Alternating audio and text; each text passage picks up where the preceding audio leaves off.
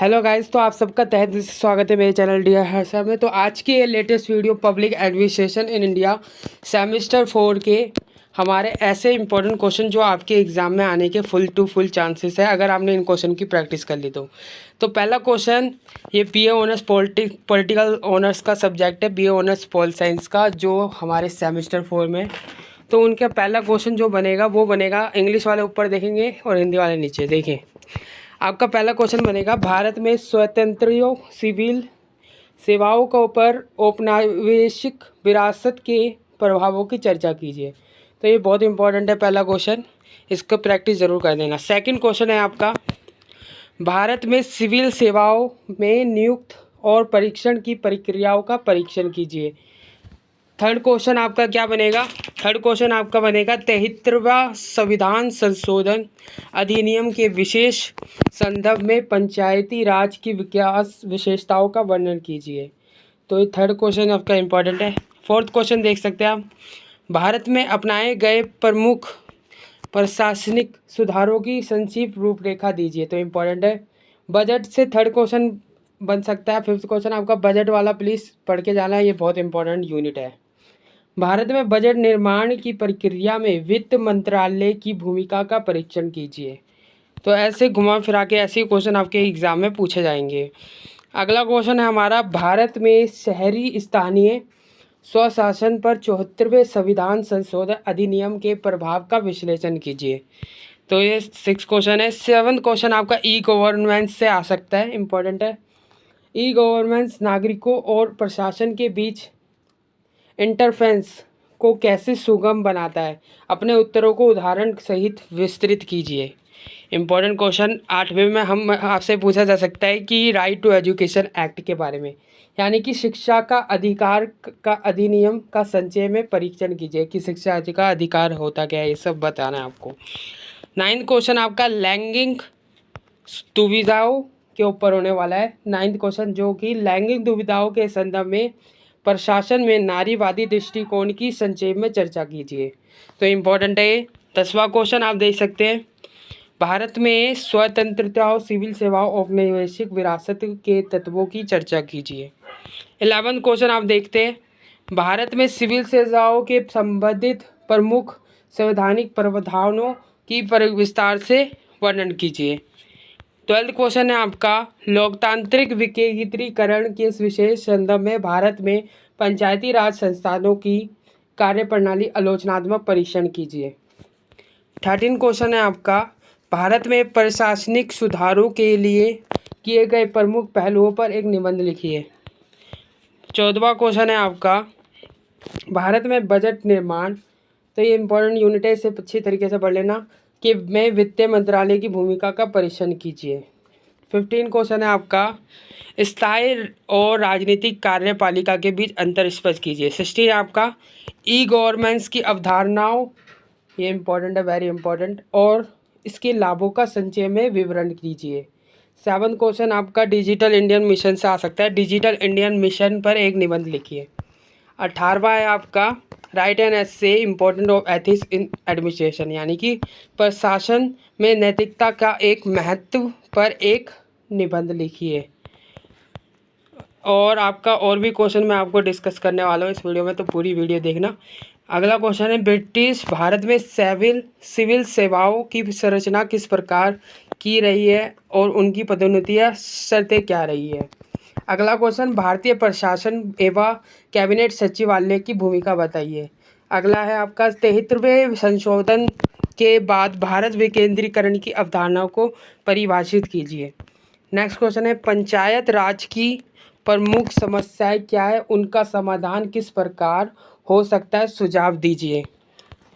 अगला क्वेश्चन है आपका, बजट से आप क्या समझते हैं? तो ये आता ही क्वेश्चन है आपका बजट वाला, बजट से आप क्या समझते हैं और आपके बजट से आप क्या समझते हैं, इसके विभिन्न उद्देश्यों के वर्णन कीजिए। ठीक है। अगला है, बजट क्या है और भारत में बजट की तैयार करने वाली उसके लागू होने की प्रक्रिया चक्र का वर्णन कीजिए। तो बहुत इंपॉर्टेंट क्वेश्चन है, ये आ सकता है आपके एग्जाम में बजट वाला। ठीक है, अगला है ई गवर्नेंस से भी क्वेश्चन बनता है। ई गवर्नेंस की परिभाषित करते हुए विभिन्न मॉडलों की व्याख्या कीजिए तथा ई गवर्नेंस से संबंधित नीतियाँ का परीक्षण कीजिए। इंपॉर्टेंट है। 8वां क्वेश्चन सामाजिक कल्याण से आ सकता है आपका। सामाजिक कल्याण क्या है या इसके आप क्या समझते हैं? सामाजिक कल्याण में विभिन्न उपकामों की व्याख्या कीजिए। तो ये इंपॉर्टेंट है।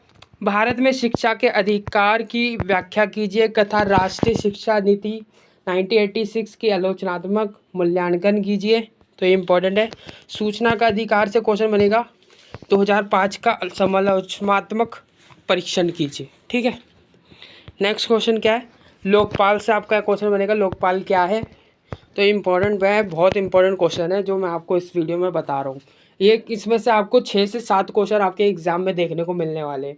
लोकपाल क्या है? भारत में लोकपाल की भूमिका की व्याख्या कीजिए। तो इम्पॉर्टेंट है। भारत प्रशासन में औपनिवेशिक विरासत की समीक्षा कीजिए।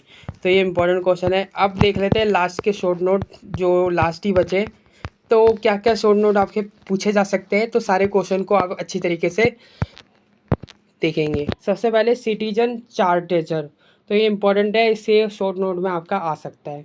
दूसरा है बजट के प्रकार, टाइप्स ऑफ बजट, बजट कितने प्रकार के होते हैं, ये सारे के सारे आपको शॉर्ट नोट में करने हैं। तो सारे शॉर्ट नोट को आपको देख के जाना है। अगला है खाद्य सुरक्षा के अधिकार की व्याख्या, ये भी इम्पॉर्टेंट है। अगला है ई गवर्नेंस के आयाम। फिर है शिक्षा का अधिकार, कैबिनेट सचिवालय यानी कि सेंट्रल सेक्रेटेरिएट। जैसे आप मेट्रो में जाते तो आप देख सकते हो सेंट्रल सेक्रेटेरिएट एक स्टेशन है आपका। ठीक है, तो ये इम्पॉर्टेंट है आपका क्वेश्चन।